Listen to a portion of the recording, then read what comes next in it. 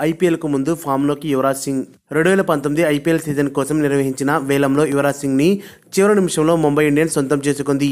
37 ఏళ్ల యువరాజ్ సింగ్ ప్రస్తుతం రంజీ ట్రోఫీలో పంజాబ్ జట్టుకు ప్రాతినిధ్యం వహిస్తున్నాడు. అయితే ఈ ఏడాది ఇప్పటి వరకు యువీ గుర్తుండిపోయే ఇన్నింగ్స్ను మాత్రం ఆడలేకపోయాడు. డివై పాటిల్ టీ20 టోర్నమెంట్లో 57 బంతుల్లో 80 పరుగులు చేసిన యువరాజ్ ఫామ్లోకి వచ్చాడు.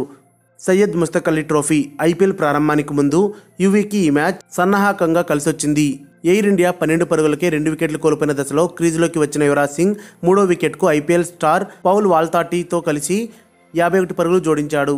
ఆ తర్వాత క్రీజులోకి వచ్చిన సుజిత్ నాయక్తో కలిసి 88 పరుగుల భాగస్వామ్యం నెలకొల్పాడు. యువరాజ్ హాఫ్ సెంచరీతో మెరవడంతో ఎయిర్ ఇండియా జట్టు నిర్ణీత 20 ఓవర్లలో 7 వికెట్లు కోల్పోయి 169 పరుగులు చేసింది. అనంతరం 170 పరుగుల విజయ లక్ష్యంతో బరిలోకి దిగిన ముంబై 9 వికెట్ల తేడాతో నెగ్గింది.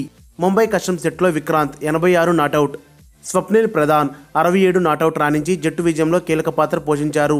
డివై పాటిల్ టీ20 టోర్నీ ముగిశాక ఫిబ్రవరి 21 నుంచి ప్రారంభమయ్యే సయ్యద్ ముస్తక్ అలీ ట్రోఫీలో యువరాజ్ సింగ్ ఆడనున్నారు.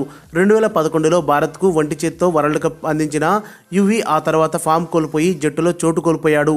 ఐపీఎల్ 2018లోనూ పేలవ ప్రదర్శన చేశాడు. మరిన్ని అప్డేట్స్ కోసం మన ఛానల్ని సబ్స్క్రైబ్ చేయండి.